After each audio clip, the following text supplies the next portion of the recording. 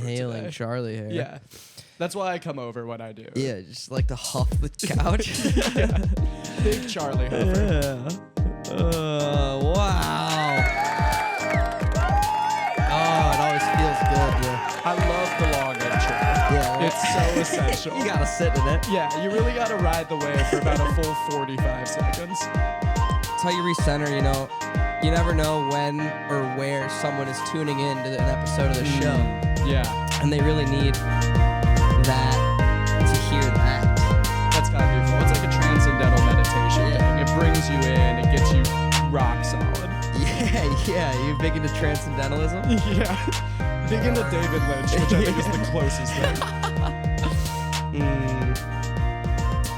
I've been saying I need to add new sounds for a while, and I just don't. I mean, you have the essentials, which are applause and I hope rigorous boos, because they will be Of course, needed for this we episode. need that for Yeah. the Max Dominguez episode. Whenever I enter a room, that's the reaction I'm going for.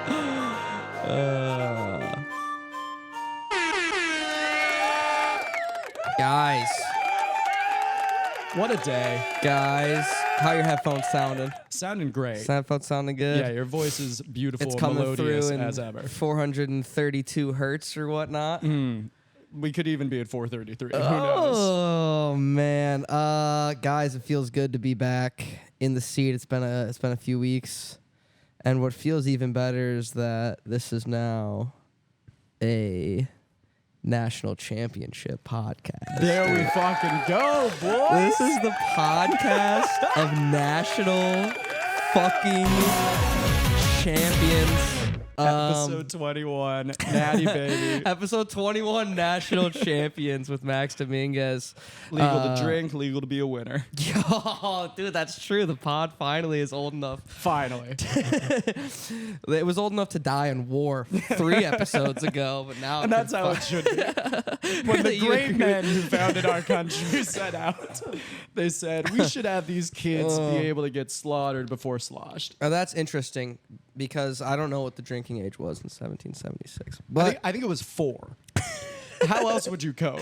I think that's true. And I keep reading on the internet, and I can't verify this myself because I've only been to Wisconsin once. Okay. I don't really have much desire to go back. No, I mean, they have the Dells and then nothing. Right. Yeah. I mean, Madison was a nice place, but we're not here to talk about Madison because this is a national championship podcast. The national champions are not from Madison. But what I was bringing that up is to say is I've heard before that like you can be any like if you're any age of a child and you're with your parents and your parents are okay with it, they can like serve you beer at a restaurant. Wait, actually, That's what I've heard. that's astonishing. I'm going to say that as fact on this show. I have no idea if it's true. But I believe that it is. That if you taking my 9-year-old out for date night and just being like, here's a Pabst Blue Ribbon, absolutely. knock I yourself feel like out. if you're with your legal parents and they are like, he's okay to drink a beer, I think they're allowed to serve it. I'm pretty sure that's the case in Wisconsin. That rocks. My I'm dad pretty just sure. being like, he's not driving. Like, Yeah. what's he gonna do? Yeah, what the hell? Ew, he's not driving us. That's funny. Listen, I mean, everyone has been, since... Gosh, I should have put socks on. It's a barefoot pod. Dogs are out The today. dogs are barking. Look, man, for the last few months, everyone said Michigan's a cheat. Michigan's cheaters. Yeah. Michigan's soft. Once they have to go up against fucking Ohio State, once they have to go up against an SEC team, they'll crumble. Mm-hmm. But me and you, we were at the Rose Bowl. Me and you were. Oh, we were fucking there. And we saw him send fucking Nick Saban out to pasture, dude. We killed a man with the emotional variation of a pet rock. Like nothing the gets to Terminator that robot. dude. He goes up against Michigan. He's like, I simply must quit. I think I'm done with football. I think it's I ruined think I'm for done. me. I was the best ever at this, and now I'm done with it because I played Michigan. I saw Harbaugh. I saw Stallions playbook, and I just God, couldn't dude, go up I against literally it. went up against Stallions and a great American. And this podcast, that's one other thing about this podcast is we've always been firm in our belief that Connor Stallions is a great American hero. Yeah, Connor the Stallion. Connor the Stallions. he'll never have to buy a drink in the great city of Ann Arbor. ever again. How happy do you think he is right now? Dude, so like the happiest of anybody. Like he wrote the manifesto. This is what he was envisioning when he wrote the manifesto. He's going to give an interview 5-10 years from now where he's going to like open the manifesto and we're going to see everything that happened was in his playbook. Yeah, dude, for real. He was the fall guy. That was his big move. It's like a Usual Suspects plot twist. He was the greatest among us. Yeah. Dude. Oh, May man. he rest in power. Man. I don't want to be a dead horse fully to death. Mainly because I'm sure I'll be bringing this up on just about every episode On of every the show. single following episode. Until we're not the national champions anymore, which could be a while. Could be a while. Could be a while. But listen, man, I mean, it's special. The show started in Ann Arbor. It started in a little apartment in Ann Arbor. And it's always had Michigan in its blood. And I don't want to take credit because the boys work so hard. You can take a little credit. But come on, man. Yeah, you were there. Come on, man. We were in Ann Arbor. And me and you, Pasadena, we saw the big plane. Cool plane, right? Cool plane. Big like something plane. out of Avatar. Isn't it nice to just see a big plane? I think it's one of the few things that no matter who you are, where you are, it just gets at the soul of a man. Yeah, whoa. It's loud. Yeah. Whoa. It's like those moviegoers in 1912 when they saw that big fucking train. The great train. Oh! Yeah. Yeah, man. That's what it was like. God, I wish I could show them a fucking B-2 stealth bomber. Do you think if you show the Pilgrim Child the B-2 stealth bomber, they would die on the spot? You'd watch them pass out at the they very transcend least. the plane of reality. They wouldn't know what to make of that, you know? That's always so interesting. This happens to you a lot. You show Pilgrim children technological marvels, and you're like, wow, they react strongly. Right. And I know it's like everyone's always like, you know, I see on Twitter a lot, and I still call it Twitter, by the way. I don't know what As call you it. should. I'm not cowing to Musk's demands. Any man who builds that fucking Cybertruck gets no respect from me. Yeah, I'm not a goddamn shill. It's Twitter, and the truck is stupid. Yeah. But I see on that website a lot of people being like, man, if a Victorian child read this post, it would melt its brain. And you know, at some point it's like, oh, I get it. But also, a lot of the times I think they are right. Yeah. If well, you part should- of it's because you're handing them a phone. Right. That's Right. the main thing. The content of the post doesn't matter. It's more like, what is this 2001 Space Odyssey orb I'm holding now? Yeah, man. Gosh, do you, if you could time travel, would you go back or forward? Absolutely backward. I don't Backwards? think, because I don't want to be the Pilgrim boy. You know, I don't want to Sure, go you don't wanna get your forwards and mind be blown. like, oh, you're like splitting consciousness, yeah. conscious nine, whatever. Who Conscious cares? Nine. Conscious Nine. Yeah. Bill Conscious Nine. Conscious Nye is Bill Nye's grandson. He's just like an ethereal, spectral being. Yeah. But he still He's a hosts the cloud. show. Dude, wow, the yeah, show's they kept still it in going. the family. Wait, so if you could go back, where would you go? I genuinely think Roaring 20s. I think have a good have a good Really? time while you're there. I like that. Get Prohibition out era. before the depression hits. Yeah. Invest in Rockefeller. Go big or go home. Man, short the crash. Short the crash. Yeah. Live pretty. I through feel the like if you 30s. time travel with a financial incentive, you kind of have to be evil in some way, and I'm ready to own that if I go back. Yeah, whatever. Yeah, it's what that's how we it's- should that's approach what it's time about, travel though, dude. morality. Yeah. Whatever. Yeah, like people are always like, well, you can't kill baby Hitler. Like counterpoint, yeah, you can. Yeah, you It's for so sure easy. could. And you know, then there's the argument. Well, what if someone worse stepped in his place? And it's like, what if they didn't though? Yeah, then we'll go back and kill that baby too. Damn, for real. That is, man. Then you just get locked into a looper too. Yeah. You're just killing babies. I think time travel movies have one singular failing, which is they're always a cautionary tale. I'd get it right. I'd nail that shit first go. Out of the gate. For sure. Go back to the 20s, just flawless. Yeah. Man, it feels like, and feel free to feel free to disagree with this next point. Yeah. It feels like we're pretty close to someone making a time travel movie about killing babies that's like a pro-life metaphor. Daily Wire is working on that script right dude, now. Right? Ben Shapiro's ghostwriting that. Gina Gershon is going to lead. Remember her? Wait, who's Gina Gershon? Oh, no, wait. I love Gina Gershon. I'm thinking of Gina Carano. I was going to say, Gina Carano's the Star Wars lady. Gina Gershon. Who's Great Gina actress. Gershon? She was in Showgirls. She was in The Insider. She's done great actress. Yeah. Whose name happens to share the first name with Gina Carano. Former actress Gina Carano. Former actress turned mad person on Twitter. Yeah. Oh man. Well, that's roughly 10 minutes up top of talking about the Wolverines. Can go ahead? Because I just want to hunker down on the Natty and on the Rose Bowl specifically. Yeah. Because you brought up the plane, which I mean, already tough to beat that, but then we did because those boys.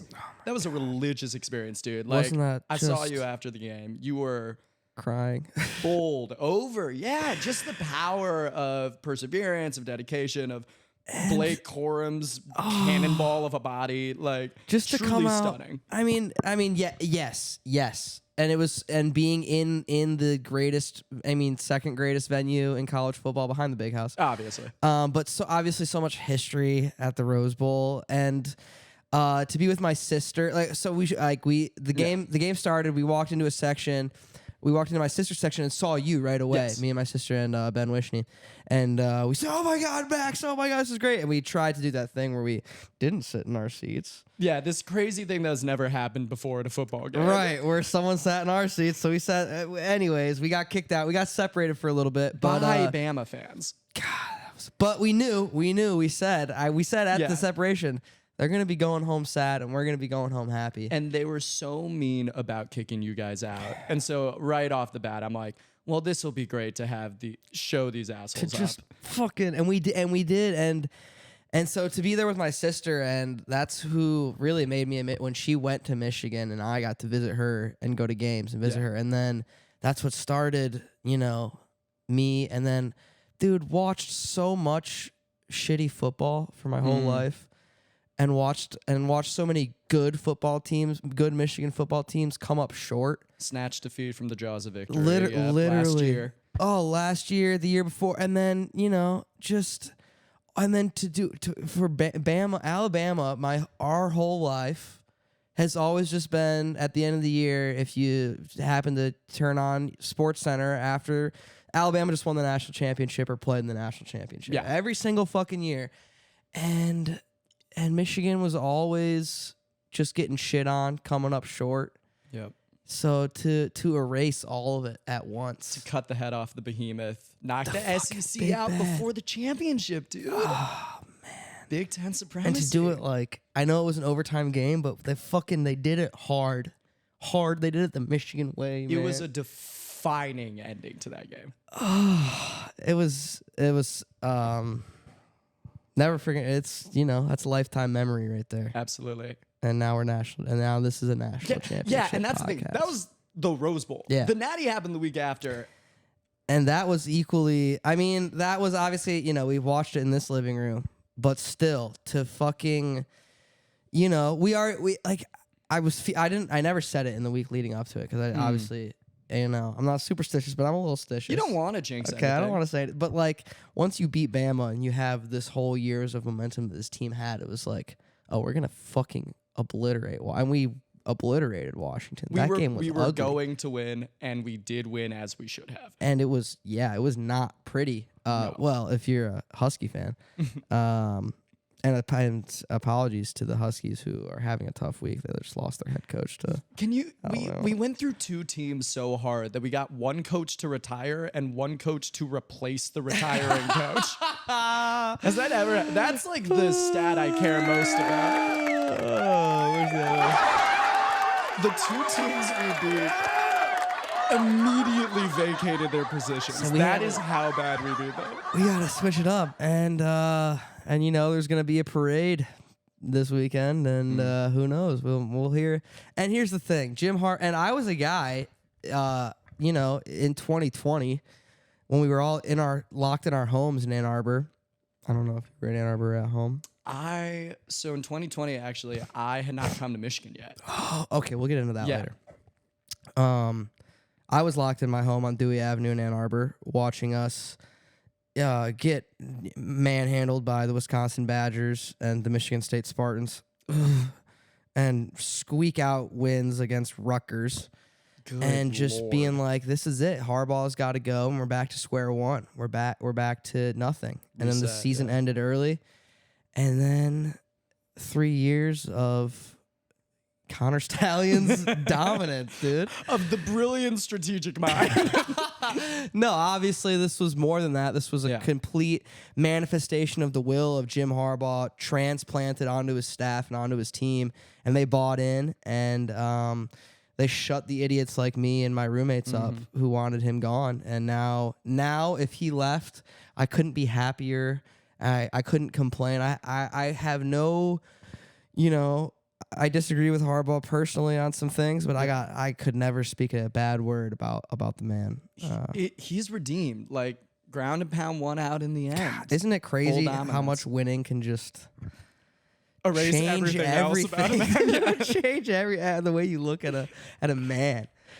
Oh, it's so beautiful, and we'll be living in it for a while. Oh, absolutely. But we'll move off it.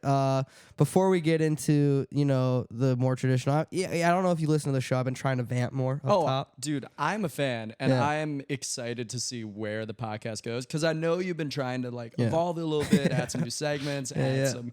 I think you're one of the, because I listen to a lot of podcasts, and we'll get into this later. I listen to a lot of awards podcasts because I'm a big Oscar movie Well, that's guy. that was the next segment. Yeah, Really? After this. Yeah. Okay. Well, I know you're a cinephile. Yes. Yeah. You're one of the few podcast hosts who I think makes banter feel natural rather than forced. Yeah, which is such a testament to A, who you are as a person, but B, just your comfort level with yourself, your comfort level with the show. Yeah, I'm in this thing for a long haul. Big fan. Nice, dude. It's also just been helpful, coming out here. So many of the Michigan relationships out here have had the full 4 some odd years to grow and develop. And I'm coming in late to that, as we'll talk about in a bit, I'm sure. Yeah. And so I've been using this as Connor Stalions' playbook to even in-person scouting our friends. This has truly been strategic. A few weeks back, I was talking to Near House. That's awesome. I was like, hey, I was listening to Har's pod, and I have the same thing that happened to you in your musical story. And I've done that 4 or 5 times. Oh, that's awesome, man. That's what it's all about. So thank you for your service. Oh, that's it's my pleasure. First and foremost, and that's what the show's all about, man. That's what that's the dream of it. And I cut out in the holiday special. I said I wanted to do at least 50 episodes of the show this year. We're already behind track a little bit because of some illness following the Rose Bowl, and Michigan winning the national championship kind of occupied a lot of headspace. Yeah, but if you had to pick one, I mean, I would do it 100 times out of 100. But we're going to get back on track. The show is going to come out at a more consistent pace than it did at the end of the year last year, and it's going to be fun. And with that, the Oscars are approaching fast. Actually, you told me this when we were watching the game. You actually wrote some jokes for Joe Coy, you were telling me. Yeah, so I was the singular writer on the Golden Globes writing staff for Joe Coy. Thank you. Thank you. Wait, actually, I meant this one. Oh, you meant that one? Yeah, that was an excited gasp, I could tell.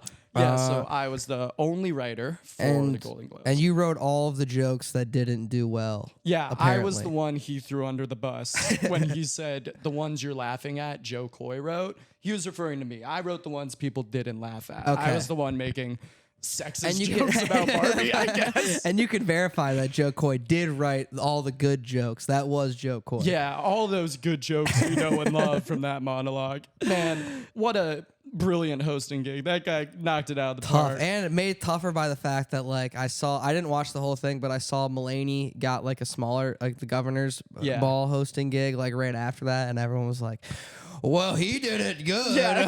I was like, oh, that sucks for Joe, man. Oh, look what a talented comedian can do when he acknowledges the respect that the event deserves. That's so tough. Look, I almost said as a comedian, which I'm not really. Yeah, you are. Yeah, well, but I did feel a little bad. Obviously, Joe Coy made some mistakes. Hiring me. Were there any shockers for you at the Golden Globes? Were you surprised? Yeah. Okay, what took you by surprise? So And I'll contextualize this a little bit Yes, because please. Golden Globes in the past has been known as just like, and pardon my French here, audience, a star fucker organization where they want the stars at their event. They want to honor them. It's a big circle jerk. People can totally buy them off. That hasn't been the case since they revamped their voting body, which happened a few years back after some controversy, after they made some like terrible political calls. You can go look it up if you're interested in it. They now have a much more diverse in terms of age, in terms of racial representation, in terms of geography and international backgrounds, just a wider voting body. And so what was the coolest thing about the Golden Globes, I think, was that Anatomy of a Fall won Best Screenplay. Over like Oppenheimer, Barbie, Killers of the Flower Moon, Past Lives, like over all these heavy hitting favorites, which A, good movie, good screenplay, good for them. But B, I think is just exciting to see like international representation carry forward and be able to pull off a win over some of like the biggest movies of the year. And like culturally the biggest movies.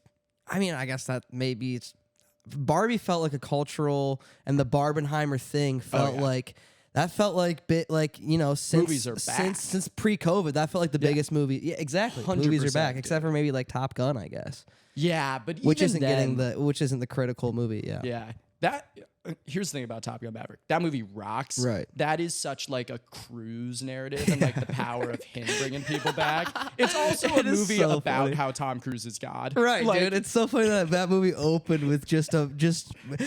Like, was he even at Maverick in the? It's he's dressed in the flight suit, but it's Tom Cruise just talking. He's like, I fucking did this. Yeah. Like he co-opted the whole thing, and was like lauded for it, which I mean I guess I think is kind of cool. I genuinely would have nominated him for Best Actor last year. I think it's an incredible performance. Dude, yeah, honestly, that was going back to how we talked about Big Plane. Yeah. And how awesome Big Plane was. That was Big Plane the movie. The whole movie was a big plane. And it was great. It worked like a charm, man. But Top Gun's the past. So, and I want to talk really quick about Succession.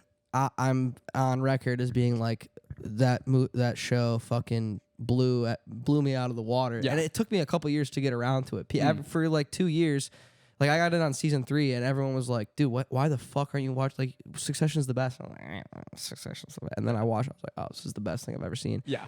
So no Jeremy Strong. No Jeremy Strong nomination at the SAG Awards, which is genuinely absurd. No, I mean, and I don't want to spoil season 4 if you haven't seen it yet, but probably it's controversial having the Brian Cox nom over Jeremy Strong. What did you make of that? I think I make of it that it's Kieran's year. Okay. I think there's so much passion for him, deservedly so. Yeah. Strong already has a Emmy win for Kendall, which I think it's one of the great like leading performances of the century. Like he probably should have more than one. I'm really bummed he didn't get the SAG nom. I think it means that there's so much passion for Kieran though. Like I'm excited for that. Me too. And so dumb that Cox is in though. I get that. Obviously he was great, but great performance. But and I do like when you put it that way. It's like, oh shit. And when I was watching season 4 happen, I was like, this is Roman. 100%. Roman is stealing the show. Kieran is stealing the show. Yeah. As great as every aspect of that show is, every time Roman's on screen, you're like, oh fuck, Roman. So that's Succession. Congrats. It's this little known show called Succession on HBO. THDRH wants to extend our congratulations to Sarah Snook. Okay. Golden Globe winner. Golden Globe winner. So what else? So, all right, Golden Globes aside, what did you watch this year that was truly like this to me is worthy? If we're giving out the Maxis, the Maxi Pad Awards. Oh, no, dude. I got to rename my spreadsheet the Maxi Pad Awards. That's pretty pads, good. Dude. The Maxis. The Dominguez. I genuinely, I do this thing with my friend. Shout out Drew Gedbois back in Ann Arbor. National championship. National championship, Drew Gedbois. Really the Connor Stallions of my friends. Of my friends, yeah. He's been there all the way. He does not watch football. But he and I do this thing together. We make our spreadsheet of like what we would nominate for picture, actor, Beautiful. going Love all it. the way down the line. This is what I wanted to hear. Yeah. So I think I can read you my top 10 Yeah, off yeah, of my yeah. spreadsheet actually, if you want. Just Yeah, give and me a while you moment pull to that up, I just want to shout out because I'm much more of a Philistine than you are. Yeah. So I like, and I try. You know, I got this film school education, and so I try to look at movies critically. But what I usually end up doing is getting really high before I go to the movie theater. Great way to watch. And so like I do see, you know, most of the times I'm just like, good movie. I'm going to push back on this. I've talked with you about movies in the past. I've talked with you about Succession, like shows you watch. Yeah. You call yourself a Philistine or like more of a Philistine than I am. That objectively untrue. You're an incredibly eloquent, especially when you're talking about comedy. Like you're a very analytical and like insightful thinker. Thank you. Also I want to make myself sound less pretentious than I'm building myself up to be. Okay, you're right. All right. I'm not pulling off. That's like, true. That's true. It's this film that's 408 minutes long, directed by a Serbian shepherd. There's like, no plot. Yeah. Yeah. It's a man staring at a mirror. And it's the best thing I've seen in my life. It says a lot about the Trump era if you really think about it. That's that's awesome. And on the other hand, that's a good thing because I don't want these movies that I'm about to praise for that praise to be qualified by me being like, well, these movies actually suck, but I like them because I'm an idiot because I think they're great movies. Exactly. And I'm just saying this just to get out in front, but before you read your list. Yeah. The best movie that I saw this year, and there were a lot of great movies, but I was blown away by The Iron Claw. Dude, incredible movie. If I could get, if it were up to me, The Iron Claw would win Best Picture, and Zac Efron would win Best Lead Actor. Two great picks, dude. Zac Efron at the end of that movie, when he's allowed to emote everything that's been held within him the whole time. Oh my God. I guess like emotional spoilers for The Iron Claw, not plot spoilers, but it's so cathartic, so haunting. And I'm not gonna spoil anything, but the boat scene at the end is like one of the most moments that has like made me cry in a theater. And I cry so easily. I'm so emotional whenever I'm watching a movie. Like you could turn on Disenchanted or something, I would be weeping. Like I'm such an easy get. I was sobbing, dude. Well, I knew, and like I'm not a wrestling fan, but I have for the last few years grown really appreciative of the shit that wrestling does. Yeah. Like I really love. It's so cool to see something that can get a stadium full of, like, that's why we love sports, to see something that can get 30,000 people at once, just like, and like the total balls to the wall, ridiculous narrative choices. Like it is really cool. And so when I first was seeing trailers for The Iron Claw, I was like, whoa, you know, Jeremy Allen White, Zac Efron, like wrestling movie, badass, cool. I'm sure that'll be fun. And it's set to like Rush in the trailer. Yeah, and you're it's like, this looks sick. badass movie. And you know, they hint in the trailer a little bit that there's like some darkness, and I'm sure anybody that knew anything about the actual family knew like, but like I didn't. I went in, you know, pretty much blind and was floored. I was floored by that. And I also want to give a quick shout out to a movie that I went into with like zero expectations that I went and saw on a whim, which is Godzilla -1. Holy hell. That movie rips, Holy shit, that was awesome. What if Dunkirk just had the biggest goddamn lizard you've seen in your life? Yeah, man. It's truly like this story of like survival and overcoming trauma and like community that we build from within, even amidst the difficulties of modernity. And then it's also like, look out! Oh, he's so big. Yeah, he's gonna fuck everything up, which is, you know, that's what it's all about. So I just wanted to give, I mean, obviously Oppenheimer, you know, Barbie, great. Yeah. You know, so let's get into your list, man. Break it down for me. Oppenheimer. I mean, my list I feel like is very split. Do you know how many movies off the top of your head you saw this year? I know you could check Letterboxd and see. I can check Letterboxd. If I had to guess, I'm gonna say, I don't know, 60. Like I feel like I didn't see that. I didn't see that many, but I try and keep up with 71. 71. Okay. Which is for those of you keeping track, 10 more than I guess. So That's about 1.5 a week. Nice. Solid. That's a decent. That's a productive person's pace. Yeah. So that's how many 2023 movies I saw. Last year, I think probably double that. I feel like I watched like half new, half old. Or at least that's how I try and keep it. Okay, cool. From the list, I mean, Oppenheimer, outstanding. Killers of the Flower Moon, outstanding. Best ending of the year. May December, I thought was incredible. I love Todd Haynes. He's like one of my favorite directors. Hey, Ben's Ben, just standing menacingly behind the camera. Ben, come through. What movies did you like this year, my friend? We're doing our Oscars segment, Ben. Oscar segment? Oscar segment. Oscar segment. Get rapid fire into Max's microphone. Give me best picture, best actor, best director. What I actually think or what I think deserves in your heart. What? In my heart of hearts. Yeah, because I gave Iron Claw and Efron. Boy and the Heron's up there. All of Us Strangers is up there. I love Spider-Verse. Anyone But You. Zone of Interest. Anyone But You is so good. Ben loves Anyone But You. Zone of Interest I need to see. Yeah. What? I'm forgetting. Best others. actor. Who's taking home best Past actor? Lives should be up there. Who's best actor? Yeah. Give me some. Cillian Murphy. Who are nominations? Cillian Murphy, Zac Efron. I'm sorry. Giamatti. Oh yeah, Giamatti. Oh, the holdovers. Fuck, that was so good. I'm happy with the Giamatti Oscar. Yeah. You love A Boy Who Smells Like Fish. Of course, I love A Boy Who Smells Like Fish. Best director is that going Nolan or Scorsese way, or Gerwig? I don't care. Could be Lanthimos. I don't want Scorsese or Nolan Lanthimos. to have it, frankly. Really? Screw you. What about Glazer for Zone of Interest? Ooh. Amazing choice. Would be very happy with that. I love a Glazer. I think he's. You know me and my. You know track how record this guy with likes to glazers. glaze. Big glazer. Hardly know her. Nice.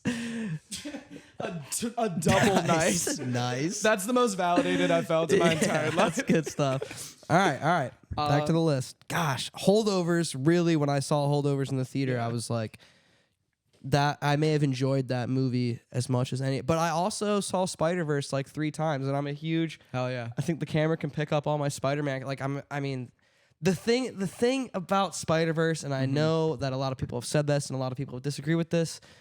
That ending really took it from a 5-star to down to a 4.5 for me. Yeah. I hated how, I know it's a cliffhanger. Yeah. But give me a little more, dude. I totally agree. And I feel like the movie is stronger if it ends with Gwen's ending, but they feel the need to leave you with this tantalizing tease that and I get it. Hints at Miles' growth, but also kind of leaves him in this emotional stasis. Just felt unresolved for Miles, right? 100%. But it was, I guess that movie was kind of the Gwen. That was our Spider-Gwen chapter. I forgot Poor Thing. Yeah. I'm sorry, you just came in like Kramer. Jesus Christ. Hey, Jerry. I forgot Poor Things. Spider-Verse. Is that going to get a Best Picture nom? No, I think it's done at this point. The Producers Guild Award noms came out yesterday now, I think, at time of recording. And they nominated basically the movies that you would expect to be nominated. So Oppenheimer, Killers of the Flower Moon, Barbie, Poor Things, Holdovers, Past Lives, Maestro. Oh, man. So, which I guess Maestro is like causing a lot of discourse now. People hate that movie, and I guess it's like a hot take. I think that movie's really good. I need to watch it still. Yeah. One thing I saw that was interesting was a guy being like around the time that Silver Linings Playbook came out, I was probably like less than lukewarm on Bradley Cooper, but like not like I didn't hate him, and now I feel like I'm like above everyone else like Cooper, and I'm like confused where the swing on Cooper happened. Is it just because he donned the nose?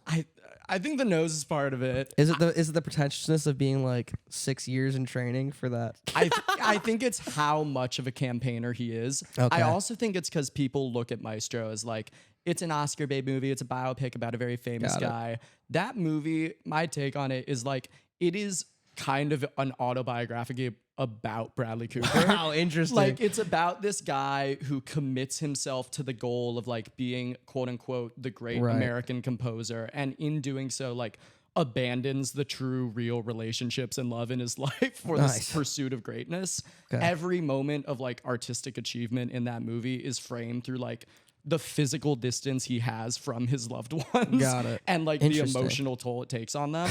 And the movie ends with him as in basically like a hell of his own making. Yeah. It is such an interesting take to have on this guy who is revered as like, you know, the most famous musician of American history. Yeah. And for Bradley Cooper, a guy who so obviously wants an Oscar so badly, is doing everything in his power to be a great actor, great director, to make a movie that's like artistic achievement comes at the cost of personal love. Yeah. Like, is that happening to you, Bradley? Like, have you pushed away everyone in your life? Genuinely, that's what it feels like. Shit. Damn, that's heavy. All right. I mean, I got to check out Maestro. That's not in my 10. Yeah. I feel bad now that I've talked about I mean, that's kind of the vibe I got. I was like, I'm sure it's a well-constructed movie, but it didn't. This is speaking of someone that only saw the trailer. Yeah. Didn't seem like it had the juice to. But what I really want to ask you. Yeah. Christopher Nolan's my favorite director of all time. The Dark Knight's my favorite movie of all time. Yeah. Is best director going to him or Scorsese? It's going to Nolan. It's going to Nolan. 100% going to Nolan. It's his year. I think he has the narrative. He has the momentum. It's going to be so exciting for them to be able to be like, this is your moment. I think he's getting director and picture. And you know what? Like, I think Oppenheimer's his best movie. Yeah. I love Oppenheimer. I think it's great. I will be so happy if it goes to him. I do need to watch it again. Maybe I'll try to get in and watch it on 70 millimeter because I didn't get the chance to. To be fair, we were supposed to do it about 24 hours ago, and both of us were kind of like, we're tired. Yeah, I guess. I'm gonna sit on the couch. Justin's working. Rex can't make it. As soon as Justin was like, I don't think I'm gonna get out of work, I was like, yeah. Guess we're not seeing Oppenheimer Guess that's today, a no-go. which sucks. But man, I got to think about that. I mean, nothing in my heart will ever. I love Batman. Yeah. I love Batman and the Joker. Here's the thing about those movies. Really cool. Really good. So it's just, you always remember the movie that it's like that, and probably like the Indiana Jones and Star Wars movies were like, it's like, oh, this is why I love movies. So, but I mean, absolutely, I can see Oppenheimer being up there, and man, over Interstellar, huh? I think over Interstellar. My hot take is I don't love Interstellar. I don't like that the underlying theme in the second act comes out that like love is gonna. Yeah. I think that's kind of bullshit. I think Interstellar is a movie of two halves where it has like weirdly his most effective emotional through line, which I think is the stuff with Murph, and the scene where McConaughey is just watching them grow up in the time. Maybe the best scene prior to anything in Oppenheimer Nolan had ever done. Damn. Just so brutal, so heart-wrenching, like really genuinely lived in. I think it's McConaughey's best performance. And then it also has, and as Nolan is wont to do, a horribly underwritten woman in Anne Hathaway who's like, love, if you really think about it, is pretty cool. That pissed me off so much. Yeah. Like, you are hitting the nail on that. Like, that scene, and first of all, what I love about that is that's the coolest, like, Inception. I love Inception, but that is the coolest science time thing he ever did. 100%. The hour on that planet being 20 years was so. When they get back and they see their old buddy. Oh, that's brutal. That's a great scene. Oh my God, that just hits me so hard. And then for Anne Hathaway, like the scene where she is like wants to go to the other guy, then they determine that love's gonna. It's like, no, science is gonna save you. Yeah, Murph and the science genius is gonna save you. It genuinely feels like Nolan being pulled between like his pragmatic instincts and like this kind of highfalutin emotional speak that he doesn't really get. Yeah, dude. So I agree with you there. Yeah. Inception. Now we're just going. Let's just go through Nolan for a little bit. Did you ever see Tenet, a movie that boldly asked the question, "What if backwards?" I'm actually curious to hear your thoughts on Tenet. I think Tenet's kind of a masterpiece. I think it's one of my favorite Nolans because it's a movie all about like climate change anxiety and him being like, "Why did I bring my children into a world that's dying?" Yeah, I mean, I watched that movie 3 times, really just to try to understand it. Yeah. Obviously, went through the Reddit threads and shit, and like. Like the fucking, the Matrix, like the Tenet Matrix, it says like Satyr and it's like Arepo opera, and it's like, so what? Oh yeah, that shit doesn't matter. What are we doing? I like Tenet because it's like if he remade Interstellar but took out all the love stuff. Like there's one line where Elizabeth Debicki is truly like, I love my son, and then they kind of ignore it. They're like, yeah. Whatever. Fuck you. Yeah. Tenet, dude. It's about getting revenge on the billionaires that made our world a living hell. Yeah, okay. I like that reading of it. And like I like Pattinson in that movie. He's so good. He's great in that. And One of our great actors. I guess I just still am not really sure I get it. what he's doing. I've seen the timeline. Have you seen the timeline chart? That's like here we were Is it here just and then we a go back. circle? Well, it's like it looks like a conveyor belt. Yeah, and it you're goes all like the way at the back. airport. And it's like I don't get it, but it was Yeah. cool to look at.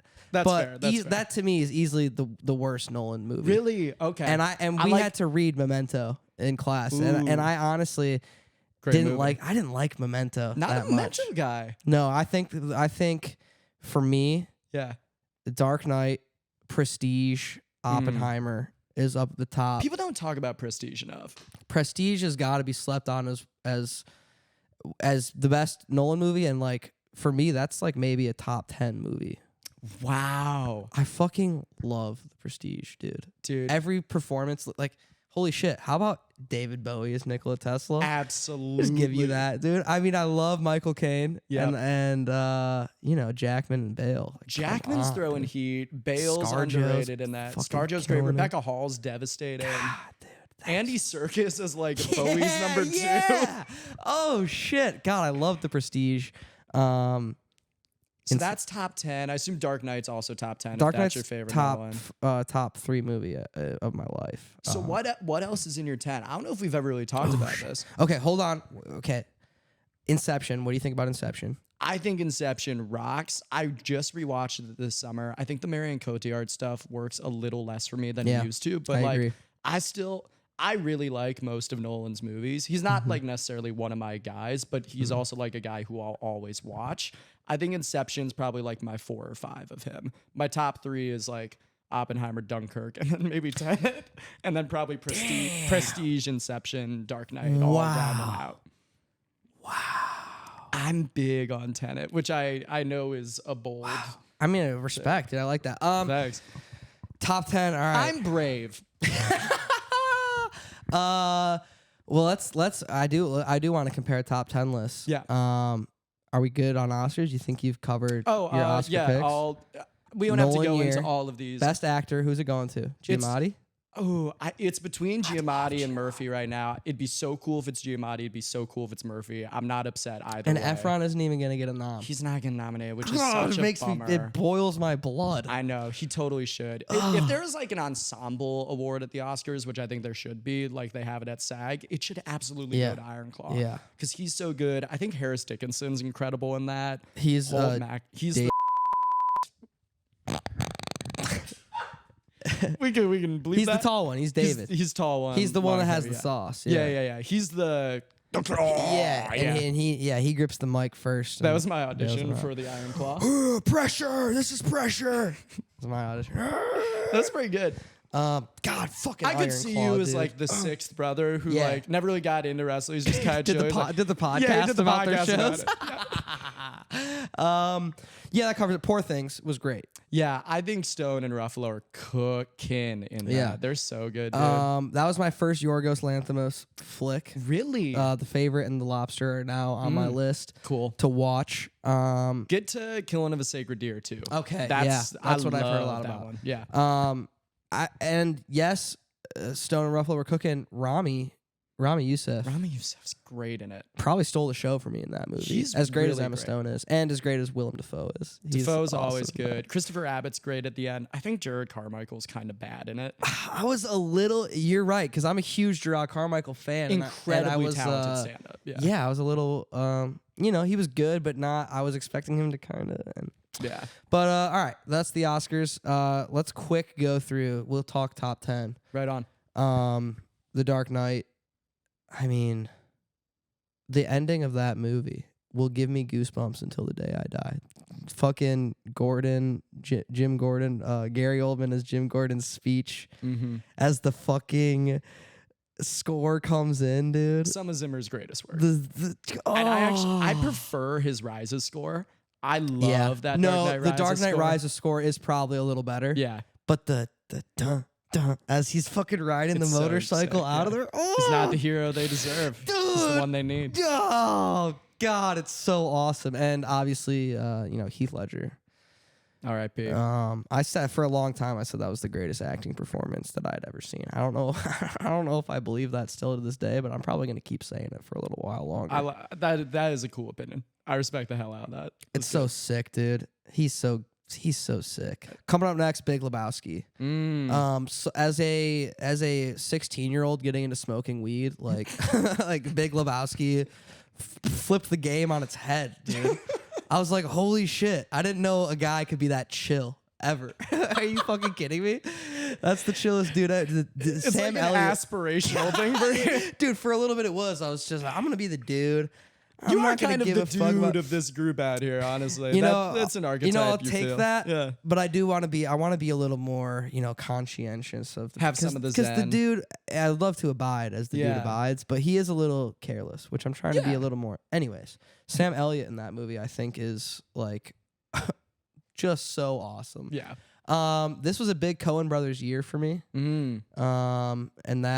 And every movie I watched, it thoroughly enjoyed. You just rewatched Burn After Reading, right? just watched it for the first time. Oh, you hadn't seen it before. I didn't realize that. And while we were talking about Golden Globes, I wanted to make the point that like anything, because Carl from Succession is in Burn After. This is my Yeah. letterbox review of it. Anytime as unbelievably talented of actors as like Matthew McFadyen and Jeremy Strong, the whole cast is, anything they do from here on out, we'll be like, oh, there's Shiv. Yeah. Oh, there's Kendall. Like that's just Big Lebowski, Julianne Moore. Julianne Whoa. Moore, one of the greats. Whoa, what a performance. And of Right. course, isn't it Philip Seymour Hoffman in that movie? Yeah, he's the butler. He's my goat. I love that man. He's my favorite actor. It's like Damn. him and Tom Cruise. That's an awesome pick though. Yeah. Philip Seymour Hoffman is an awesome pick for favorite actor, and he's great. Just love that movie. Love the vibes of it. Love the bowling alley. Yeah. Fucking John Goodman yelling at Donnie. John Goodman, also one of the greats. Insane, he's never been nominated for an Oscar. Yeah, what the hell? Did you watch 10 Cloverfield Lane? Yeah, I watched 10 Cloverfield Lane. I nominate him for supporting that year. I think that's an incredible performance. It is. He was great in that. He's so menacing. He's always good. When's he bad? That's so true. Hey, are you a Gemstones fan? Absolutely, I'm a Gemstones I fan, just dude. started getting into it. Dude, that's so funny. Danny McBride, one of our great chroniclers of America. He is one of my favorites ever. I just ripped Eastbound and Down all the way through. Absolutely, dude. I was like, this show, was made for me. Yeah. Holy shit. And also, okay, but we're getting off track. We're never going to get through this list if we keep. Lebowski, though, Buscemi, too. Okay. I will come back and we'll do a Danny McBride deep dive. Dude. Wow, I would love that. Moving down the list, School of Rock. Yes. My boss, I think, knows Richard Linklater because I was talking to her about School of Rock and Nice. Before Sunset, and she was like, he's the nicest dude in the world. Nice. Like, genuinely, kind of dude vibes. Like, apparently very Nice. laid back, I like very, that. open, very conscientious, like you said. Just, like, the coolest dude in the world, which makes sense because School of Rock, it's like a comedy of joy. Every Like, there's minute so of that much movie, love in that movie, love, man. dude. Yeah. It's almost, you know what? It's Holdovers vibes to me. Yes. In that school, it has the same vibe. But if Giamatti started where he gets to, Yeah. because Jack Black is Yeah. so constantly himself, I think, to the movie's betterment. But he it's kind of, and this is a show that went downhill, but it's kind of a Ted Lasso narrative, Yeah. like where Yeah. he's able to change the environment around him. Yeah. I like that Yeah. analogy. And it's the same feel, too. It's Yeah. just so much heart in every scene. So much warmth. And yeah. so much of the shit I like is connected to my father. But he used to... And let's dive into that. Let's unpack that for a moment, if you'll allow us. I was going to bring it up when we were talking Michigan football, but anyways, shout your dad out. Go. He's not listening. That's fine. He can't listen to the show. He tried once and was like, Hunter, I can only get through 15 minutes. Dad, stop. That's fine, Dad. Real iron claw relationship. He pushed me into podcasting, really. You got to be the great. Yeah, if you're the funniest podcaster ever, no one can hurt you. Right now, you're in second. Oh man, okay. Joe Rogan's running for we can't get into sibling rankings here. I'll We've had lose my about mind. 9 tangents that we've had to shut down immediately within like a 5-minute span. What I wanted to say was he Yeah. used to play that speech, the sticking it to the man scene at dinner. Like Yeah. he'd be like, "All right, guys, we're watching it at the dinner table," and I'd be like, "Scott, really? We have to?" We're watching it. Yeah. And so that movie, that scene morphed into that me just loving that whole movie. So that's up there forever. Dude, real quick, I had a very similar thing with my dad, actually. Not with With that what movie, movie? but with The Matrix. Nice. Where when I was like 5, 6 years old, he would come into my room every night and tell me a bedtime story. And every now and then he would do like an extended bedtime story with like Across the Spider-Verse cliffhangers. Yeah. And one of them, it started and he was like, so there's this guy Neo and he's going to a club. And over the course of like 2-3 weeks, he told me like night by night in like 5-minute spurts the first act of The Matrix. Oh, nice. And I was like, what happens to Neo? What happens to Yeah. Neo? Because he got to the point where he takes the pill. And that's where he Nice, cut off. He's dude. like, I don't know. You'll have to watch the movie to find out. And I was like, there's a movie, like it was life-changing That's moment. awesome. It was one of the first R-rated. I think it was the first R-rated movie I ever watched with Nice. him. I was way too young for Yeah. it, but he had hyped it up so much. It was so Like, badass. yeah, my dad, coolest dude in the world. Hell yeah. Shout out to Daniel and Maureen Dominguez. Oh, nice, two dude. wonderful, wonderful people. Yeah, We love that. We love good parents. we There's do love good parents. so many good parents that listen to the show, actually. Yeah. Shout out Mrs. Davidson. She doesn't listen either, but That's Ben's fine. parents listen. That's Ben's right. Ben's mom makes his dad listen. That's a healthy relationship. It's awesome. Shout out the Servitaz. Shout out, all the lovely parents watching this. As far as like the rest of the list gets a little hazy, I am gonna put Iron Claw in there Top right 10 now. already. That's sick, dude. I'm Isn't putting it it in cool there. when you have a discovery like that and you're like, Yeah. oh, I connect to this so deeply, Yeah. so immediately? That's Yeah. powerful. Yeah. That's up there. Gosh. I'm worried I'm going to get hit by recency bias here, and I'm nervous to do that. So I think recency bias gets a bad rap. If you know you love something, ride that on high. it. If Yeah. it falls in time, who cares? Caddyshack is on there again. It's in the hole. Yeah, You dude. know. In 8th grade, I did the Dalai Lama Bill Murray speech in my creative dramatics class. Gunga la Gunga. Gunga la Gunga. So you were like super Dalai cool. Lama. Dude, nobody knew what it was from. Yeah, they thought you were having a stroke. The Dalai Lama. That's up there too. Again, a movie that my dad showed to me far too young, as probably most of the movies on my list are gonna be. Stripes, Bill Murray, Yeah. Harold Yeah. Ramis. Fucking what a movie. I'm going through. I'm just gonna sort by 5-star here. Yeah, go for it, man. Moneyball, we just rewatched. That's on the list. That movie makes me weep. Cry so hard. I mean, How can you not be romantic about baseball? oh, yeah, man. Truly. And that last scene, he hit a home run. He didn't even know it. Yep. Oh, dude. God, tears. I rewatched the scene where Pitt and Hill are negotiating for Rincon over the phone like once a week. That is truly. Yeah, dude. Oh, that's so good. So good. And Yeah. then just the little, thank you very much. Like just the little hang up that Hill does is so good. And that's how whenever I see that scene, like, I'm a big fantasy football player. Yeah. And I try to channel that. Like, I love doing, Yeah. like, the reason I play fantasy football is to make trades. Yeah. And literally call my friends like I'm fucking Brad Pitt, Billy Bean, dude. Yeah. I'll call them all, I'll hang up, I'll fucking sit there, I'll fucking run the numbers. I just lost the championship in both of my fantasy leagues, too. and I am still angry about it. It that's a wound that takes a bit, Yeah. the shit talking it right after that. So tough. So Yeah. tough. Because you're so close and yet so far. Moneyball's so good. Moneyballs. Parasite. Yeah.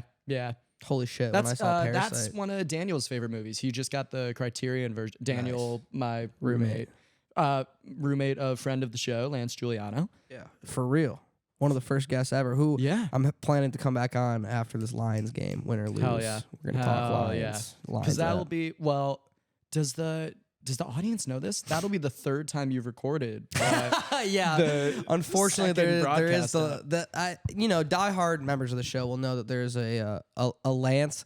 Actually, I don't want to take too much credit and I don't want to take away from the list right away, but Lennon Izquierdo and Lance Giuliano. I do believe I may have bridged a bit of a rift. You 100% did. I talked to Lance about this on a Runyon hike, and he was like, I think Hunter was genuinely like a mediator. That's so nice because those are two just such great dudes. Great dudes. The college years, you get caught up in the college years. Come on. We'll go. We just aged ourselves 20 years and then, college. The good old days. The good old days back in Ann Arbor. We are national champions. Yeah, did you know that we won the We did. national We are championship? actually the best team and actually the best school in the world. Yeah. Best university in the world. That's been drawn into law. It's in the Constitution. Yeah, now. it's the famously conscripted. unimpeachable Constitution. Famously ironclad Constitution. Really quick here. I just saw The Shining at the New Beverly Cool. with Justin. It's my dude. first time seeing it. I've never seen it. Nice, dude. See, I was saying it like that to a lot of people too. And another movie that, and this is I found out through Nicole Winthrop, friend of the show, that like, another tweet that you always see is like, oh, we all lived the same life. We all have the same experience. Like when someone's like reading the ingredients on the shampoo bottles. I'm like, oh, we all have the same thing. One thing. You know what I'm talking about. Yeah, I always do. You guys know what I'm talking about. But dad's doing the red rum voice. Yeah. Like every dad has a spot on Danny Torrance. Red rum, red rum. Like, anyways, The Shining. Fucking loved The Shining. Yeah. Found no flaws in it. And I love Jack Nicholson so much. One of our best portrayers of anger. Yeah. Like And derangement. and yeah. derangement. Yeah. What a He's- face that guy has. What we need actors with faces again. We're getting all these chiseled, Dude, boring, handsome For real. people. And honestly, plastic surgery is like absolute plastic surgery, Fucking us up. veneers, Botox. Yeah. Like we're coming That's into this. real, like, dude. People's faces seem AI generated now. Remember when our actors like Shelley Duvall and Jack Nicholson looked like human beings? Yeah. And so, like, to such great effect. Shelley Duvall, one of the greats, also. That's the only movie I've ever seen her in. And, obviously I know the story about being on set and how it was like awful for her, but what a performance. So The Shining, I think we're at 6 now. Heat, just watched Heat for the first time. Heat Dark Knight combo goes hard. Like, That is watching sick, the OG right? and then watching, like, what another auteur can make of that type of style. Yeah, Like, that's true. Yeah. Damn. Yeah. Michael Mann, Chicago's own, baby. Damn, he should make a Batman movie. Yeah, that's Michael Mann Batman movie. And then I got that's 7. We'll go. Shit, it's getting hard. We'll throw in a Tarantino. We'll go Django. Is Django your top Tarantino? Mm-hmm. That's cool. I respect that pick. We'll go Empire Strikes Back. Cool. God, we're at 8 now. Oh man, this is getting tough, dude. I'm gonna throw Jackass Forever on there. Dude, I just watched the Jackass movies for the first time when I moved in with Lance because he's a big Jackass guy.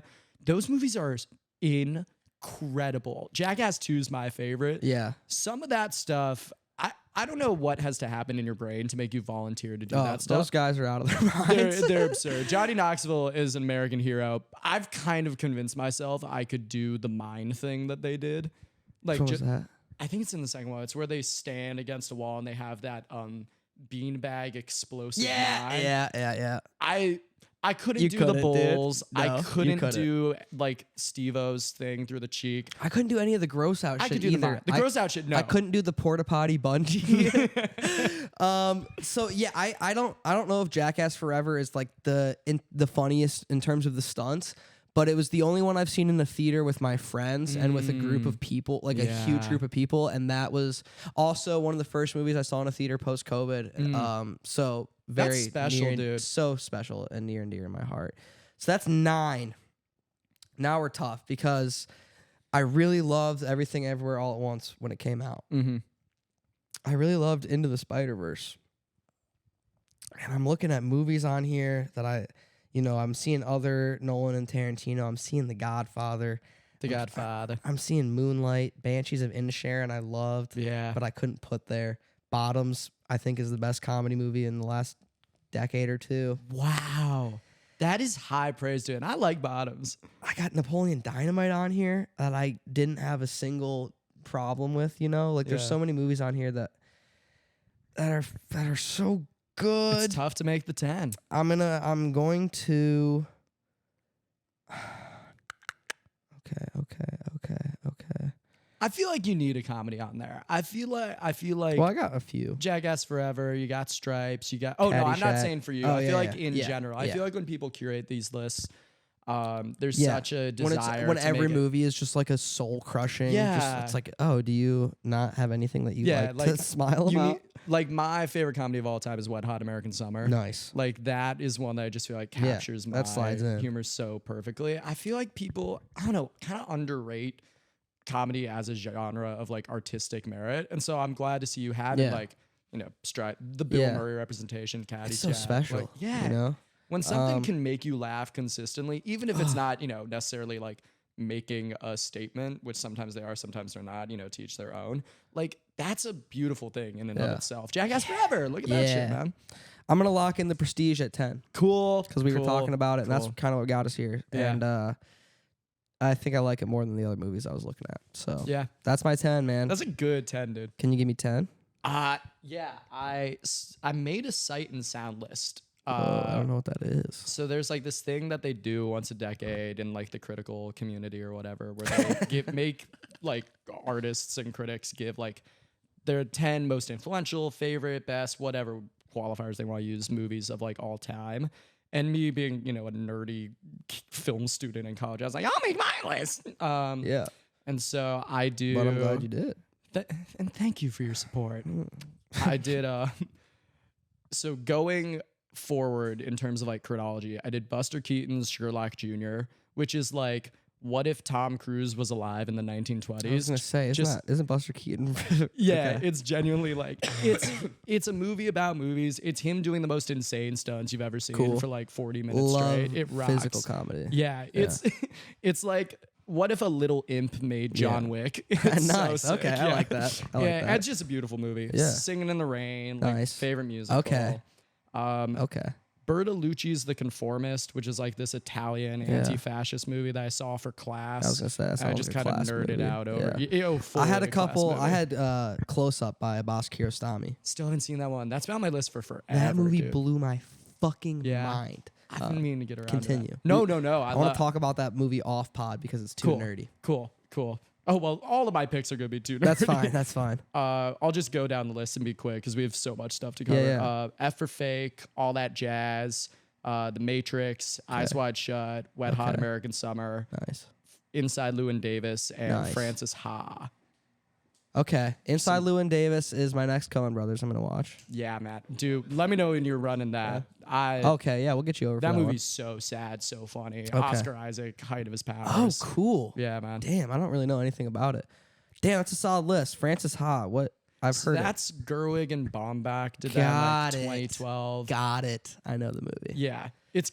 My mom was a dancer when she was young, and so Okay. she and I watched that together. It's about the girl, like kind of mid-20s, post-grad malaise, and it's a very special movie for my mom. And Nice. so seeing that with her and like talk about it with her afterwards, like I'm kind of approaching that period of life, Yeah. and she is someone who has come out of Yeah. it and made a life for herself. Like, I don't know, it was just one of my favorite viewing experiences, even though it was at home during the pandemic, and we just laughed and cried while watching it together. And that, my mom and dad, I don't know how this is for your family. My mom and dad's like movie tastes are so divergent from one another, but where like they both have this very fine line of overlap. Where my dad, when I go home, he and I will just like run the Mission Impossible series like over and over and over and over and over again. And then my mom, she'll be like, well, what's Scorsese have Yeah, now? right. What's Gerwig up to? Like she likes like new Yeah. stuff, like Yeah. classic auteurs. But my mom's favorite movie of all time, which is now also one of my dad's, is the Melissa McCarthy movie Spy. That's awesome. Yeah, What a pick. I think I watch that with my mom once every 3 months. That's awesome. I've seen it 20 times. She always laughs. It's like Melissa McCarthy is great. she's so Incredibly good in it. funny. Rose Byrne, one of the great comedic actresses. She's so fucking good in Bridesmaids, so good in Spy. She's one Yeah. of the best we have right now. Rose Byrne is great. Jason Statham in Spy, dude. Jason is fucking like Statham. I just saw The Beekeeper. Yeah. Oh shit.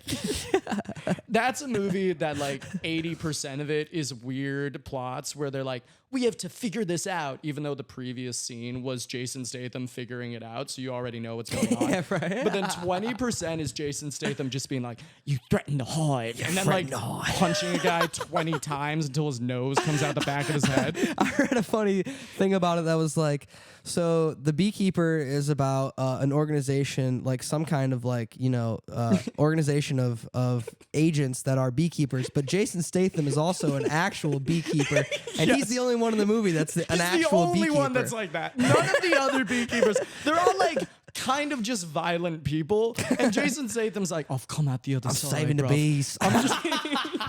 He's like reformed, but okay, can I just like, Please. Can we do a beekeeper? Please. We might have not much time for your life story, but we can dive into The Beekeeper. That's fine. I'm not doing anything for another cool. hour. Yeah, we can keep it fucking moving. The Beekeeper starts off with like Jason Statham is just at this woman's house. He's like, thanks for putting up with me and my bees, bro. And she's like, of course. And she's either I'll like store your bees 51 here. or 79. And then her bank gets hacked by this company and she gets fraud alerts on her phone. And so you think like, oh no, like the system that's built to protect her, like it's only going to recompensate some of her money, but they're going to help her out, but not enough. So Jason Statham has to do no, she kills herself immediately. She puts a gun to her head and pulls the trigger. You see it? No, but you see the body. Jeez. It's wild. It's Goddamn, it goes 0 to Beekeeper. 100 immediately. Chill out, And Jason Beekeeper. Statham's like, that's not good. So, as you know, obviously. Oh, that's fucking great, isn't it? That's fucking bloody brilliant. My honey's gone. My fucking bees. The only Beekeeper, not a good movie. Yeah. The action is well filmed, but everything else is just monotonous. There's no point where Jason Statham like covers his hand in honey and reaches inside a beehive and then punches a guy. There is which a point is that what happens. I was hoping Oh, you're that saying would that happen. didn't happen. It doesn't. So that seems ruined the like- movie. That's for me. right there for the taking. It's so right there. There's a lot of bee puns. Oh, yeah. Best moment of the movie. At one point, Jason Statham has a gun to his head. And the guy says, I suppose the question is to be or not to be. Ugh. And Jason Statham like smirks as he is wont to do. Yeah. And he goes, I guess I'll take to be. And then he like taps the back of his head, which I guess had like a bomb thing to it A that he bee was bomb. holding. A bee bomb, yeah. And he blows up like 9 cars. And it doesn't matter. It's just a distraction because people are like, why'd that happen? Then he gets away. Just blew up nine car bombs. Yeah. Then he went IRA on him. He also like kills the entire FBI at one point. And there's no bee killing. Like he doesn't kill anyone with he doesn't bees. use bees. That sucks. He should have. Also, it goes. Here's the thing about this. It goes all the way to the top. The president is implicated in this. So the beekeeper has to protect the hive, which I guess is America. It's an Epstein. It's an Epstein. It genuinely is an metaphor. Epstein narrative. Which Jesus Christ. And I know you wanted to carve out about 20 minutes to talk about the list, right? Yeah. yeah. Anyway, that's enough about movies. We can move on. It's nice Apologies though. I liked to- what you said about your parents' film taste. Yeah. My dad watched like 80s B list. Like all he watched was 80s B action movies. some of the greatest movies Yeah, ever made. like for years, like Warriors was his favorite movie. ever. Warriors, Midnight Run. Yeah, Give me exactly. those any Yeah, day, he yeah. fucking loved those movies, because he like was always in residency and he was always working. It was always on the TV at night. Yeah. And now they're both kind of turning into little film buffs a little bit. They're Yeah. both starting to read movies. Ooh, I like to That's think I cool. played a little part in that. absolutely. But that's a nice segue, man, to talk about. We're at an hour 9. Holy shit. We basically ripped a podcast. This has flown by. It's nice, right? Yeah. That's how, isn't it? That's the DRH. Yeah. It sounds like a DVD setting. It's you turn your. It's Oh, what you got the 4K. You're going to put on the Yeah. THDRH. You have to set your grandma's TV to that when she Yeah, buys it. it or turns looks on like motion shit. smoothing, Yeah. It is nice when you sometimes you can feel you get in the groove, dude. You're like, Yeah. "Fucking, we're potted. We're moving. And it feels good to be back in the chair talking with you, man. But let's get a little traditional here because You have an unorthodox story of getting to, eventually becoming a national champion. Yeah. So let's start you're a Chicago guy. Absolutely. Let's start Chi-Town. Chi-Town, my town, baby. Hell yeah. Home of Can you nothing say but Chi good City? things. Windy What? City. Were you in the city? So I was born in the city. I was born Cool. at the University of Chicago Hospital. Nice. My parents met at University of Chicago Law School. Cool. My dad's name is Dan, and they met at a bar called Danny's, which they like to bring up a lot. Just kind of like one of those cute factoids. It was trivia night, which is very funny because I love trivia. Yeah. Love bar trivia. Love doing that Yeah. stuff with friends. Been meaning to get a group to go out to Molly Malone's at some point we'll go soon. back. We'll go back. Yeah, soon. absolutely.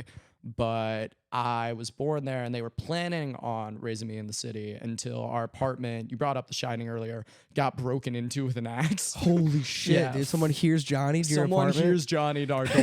Holy Yeah. shit! And my newborn black lab named Audrey scared them off, but they got away with a bunch of my mom's jewelry. Damn. Which, to be fair, I say a bunch. It's not like she had a lot. I Yeah. think they took 2 necklaces and But, called it a those day. are- But those are- that's a lot of times 100%. those have a big sentimental value too. That's and they're fucking cool. shitty. So Well, you guys weren't home when it happened though. no, I was taken because I was still 6 months, year old at this point. They had taken me to a friend's baby shower, and we got home and saw the destruction. It's not like I remember this. Yeah, you were like, ah! I didn't have a sense of self Yeah, for sure. danger. Yeah. But they then moved us out to the suburbs, so about 40 to an hour outside the city, depending on traffic. Grew up in Wheaton, Illinois, Okay. which is one of the most Christian and conservative Sure. suburb towns in the United States. Damn.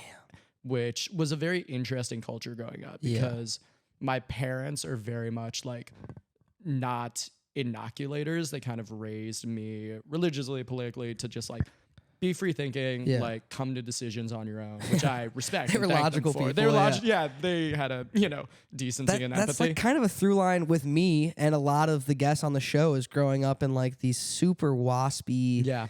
very religious, but in that veil of upper middle class suburbanism, which Yeah. it feels so sinister to me.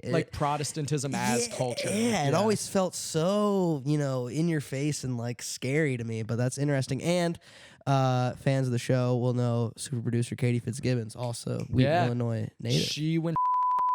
I went to. Cool. I know some of Katie's former friends, not well, but I knew of them. I think she knows some of the people I went to school with. But we never crossed paths until Michigan, which is so funny to me because we were probably 5 minutes away from each other when I was growing up. Yeah, Damn. I That did makes- mock trial. Ooh, you'd yeah. be good at that. Yeah, because I was cool. For any young ones listening to the podcast, if you want to be known as a cool super guy. kick-ass dude, do Yeah. mock trial. Yeah, dude. Be an attorney and witness, best of both worlds. But sick. I did that. I did some improv.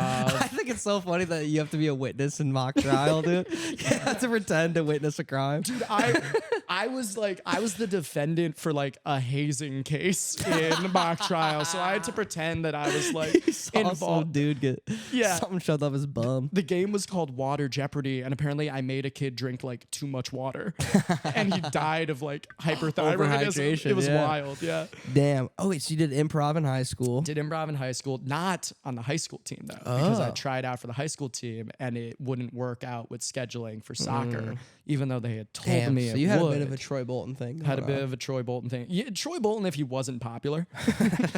Troy Bolton, if he was if this is the top tier, Troy Bolton, if he was kind of here and off to the side, where he could hang out with the popular kids, but he would never sit at their table. Did it feel kind of clicky? Did it feel like there was a popular group? There's definitely a popular group, which ironically enough were the improv kids. Nice. That's always funny when Yeah, it's that's the private objectively the school thing. nerdiest kids Yeah. ever. Yeah. Well, and football was not our sport. Soccer was our main sport. Homecoming game was a soccer game. Football was universally recognized as being bad.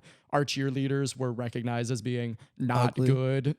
Oh, I meant poorly trained. yeah, that's what you meant. Poorly synchronized. Poor things. But yeah, it was just like a high school of inversions. Like if you did Yeah. improv, you were cool. If you did football, like you did sucked. football. Everyone hated you. Everyone hated you. Damn, that's interesting. You were a bad athlete. I felt like, I mean, I think it probably, as someone that probably outsiders probably viewed as a popular guy in high school, but I always felt like the people that were considered popular at my school were just like the people that were nice enough to talk to everybody. Yeah. Like we had kids, like there were kids on the football team or like athletes that like a lot of people just fucking hated because they were douchebags to everyone. Yes. And it was just like, fuck you. And I always thought, I had my group of little stoner degenerates that I liked to You had your run with. Lebowskis. I had my fucking Big Lebowski. It literally was the Big Lebowski crew, dude. We'd get high in Noah's basement and watch Big Lebowski instead of bowling. But, I always thought that was interesting. I don't know.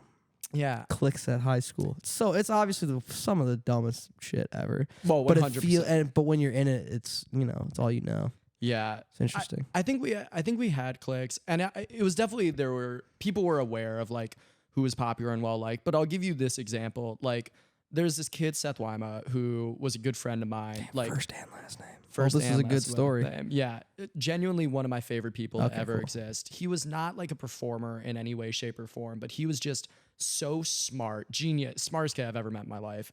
Kind to everyone, really like just a genuinely warm person to be around, really generous with his time. And we had this thing at the end of the year called Mr. Wah, which was like the talent show for charity that the guys would do. And there was no Mrs. Wah because of sexism. But you would vote people to get in the Mr. Wah. And so there was this huge groundswell movement to vote for Seth and get him in.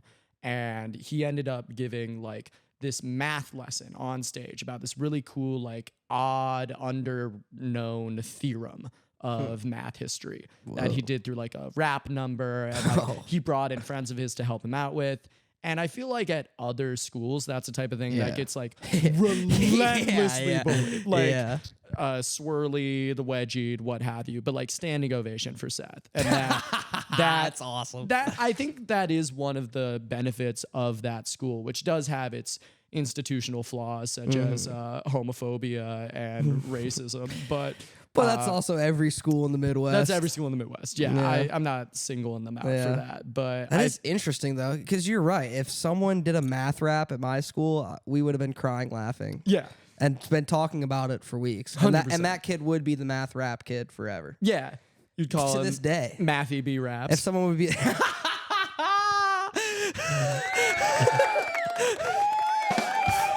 Oh, Matthew B. Raps is great. All right, I can't even riff on that anymore. He closed the door on that riff. So where do you go? Where do you go first? So I applied a bunch of places, and it came down to a few East Coast schools, a few U Chicago was a big one for me. I was really excited about, and I ended up getting in at the places that I was looking at, and I ended up accepting this leadership kind of program thing at a school I won't name because I'm going to be positive and kind of negative about them. Don't want to necessarily dunk on them. But, Okay.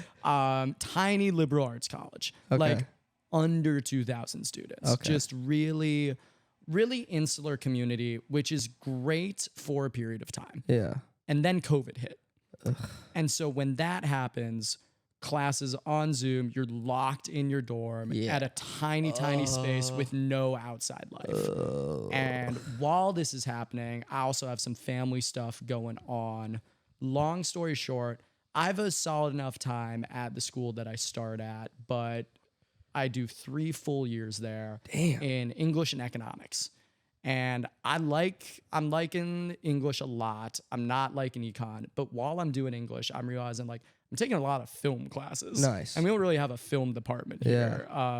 And third year ends, and I'm going to do this honors. You graduate high school in 2018? Yeah, man. I'm born in '99. Ooh, Yeah. damn. I'm 24. Okay, shit. Yeah. Okay, I didn't know that. I graduated in 2018. COVID hit sophomore year of college for me. I do basically a full year virtually. And I'm hating it. I'm miserable. Mental health, all-time low. Sure. Physical health, not great either. Could be better. Family situation going downhill. And so in the summer, I come back home and my sister... Where was this school? This was in School to not be named. this was kind of the school that shall not be named. This was kind of on the like southeast coast. Okay. Yeah. So All right, man. no. It's North Carolina. North Carolina. Yeah. Okay. I don't know. I feel bad. Sure, no, that's fine. It's fine. I'll name people if I'm being complimentary, like Seth. But if I'm going to Shit, I don't know. Let's say it was some of the worst years of my life. I get it. Yeah. So you go home from North Carolina. Go home from North Carolina. Back at home over the summer, I realized like I kind of want to be closer to home too. Yeah. Because it's a long way away That's from a big Chicago. trip, It's yeah. like a 16-hour drive. Yeah. And my sister also comes home. She'd been out of the house for some time, hopping in and out of some therapy centers, some rehabilitational clinics. She checks herself out and moves home. And she and I had a very contentious relationship during my time in high school. How much younger? She's 3 years younger than me. Okay. So she would have been a freshman when I was a senior in high school. And she has had some significant mental health, some significant substance abuse issues. She's like the bravest person I've ever met. She's so strong and like really inspiring to me how much she's grown in such a short period of time. But when she comes home, she's struggling, you know, and it's hard for me to be away from her in that, and hard also to be away from my parents in that. Damn. And so I decide like I want to be closer to home. Yeah. I look at places, and Michigan, super close to home, great school, really cool vibe when I tour, great film program, great English program. And so I'm like, this is good. I can transfer my English credits in here. I kind of got to let the econ stuff go, which is fine. I wasn't exactly having the best time with that anyway. Yeah. And I can I add hated film my onto economics that. class. I took Dude, in it was Michigan. I hated so it so much. bad. I couldn't tell you a single thing I learned. You can show me those graphs You that I could studied couldn't for adjust months at a time. supply demand curve right now. Yeah. I took a game theory class that's like one of the most fun classes I've ever taken. Oh. If you asked me anything, Yeah. any topic that I learned in game theory, I would blank stare. Fuck. Genuinely Prisoner's nothing dilemma. about. You couldn't. Yeah, but I think the second I transferred to Michigan, I realized like this is what I should have been doing all along. Because in high school, I took some videography courses, I took some production courses that were like electives that you just use with like a handheld like 8-pixel camera, but like had a blast doing that. Really found my creative side in that. Did a bunch of creative writing in my English classes. Really liked analytical essays, but also really liked doing like poetry and like short stories and stuff like that. That Mr. Wathe I was talking about, my friend Cole and I actually did like a sketch together that we wrote together, and like that was some of the most fun I'd ever had. And then going into college, I was like, okay, I'll let all that go. Yeah, I'll turn my back on all the things that I love to do. I'll destroy my passion for the one sake thing of a that career. gave me pure joy. Yeah, I'll kill this part of myself. Nice. But then coming to Michigan and doing some film classes and just talking about it, both analytically and like from a production side of things with people. And then my second semester in Michigan doing the sketch comedy class with Terry. That just like locked something in for me. And that was like where I made a lot of my best like film friendships at Michigan through that class. Like, well, friends of the show. Wait, Nicole, so did you just Macy. 1 year at Michigan? I did a year and a half in Michigan. Year and a half at Michigan. I basically did 2 years in a year and a half. Okay. Yeah. Because I'm trying to piece together, because you said something interesting, which was like, I don't really remember when we met. And so now I'm trying to piece together from your story when that would have happened. I was aware of you by that time, for sure. Because you did the FVSA, right? That's where you were hanging out a lot. Yeah. And I never really went to an FVSA event, but that would have been how I started hearing your name. Yeah, because that's how I met like Inish and Ariel. Yeah, I yeah. met Nearhouse. Jesse Krugel. Krugel for sure, yeah. That's how I met a lot of people, because I didn't really like, first semester of Mish, I don't think I really found my footing. Hard. It was hard. Yeah, until the summer semester I did NELP, which Macy also did. Oh shit! I didn't know that. Yeah, so that's You went out. You were a transcendentalist. I was a transcendentalist. Yeah, going full circle back to the beginning.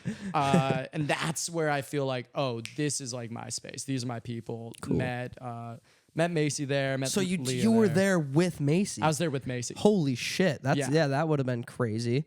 Great time. Could talk about that for hours that we do not. We don't have. Yeah. And then so that's interesting because then I met Macy in LA right after NELP. Yes.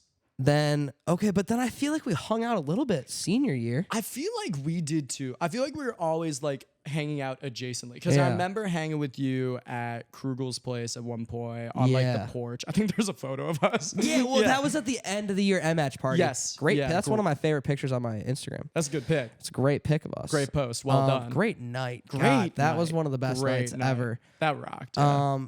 Okay, because I was doing MH stuff around that point. Okay, we just kind of slowly We're always drifted in into similar circles. spheres. Yeah.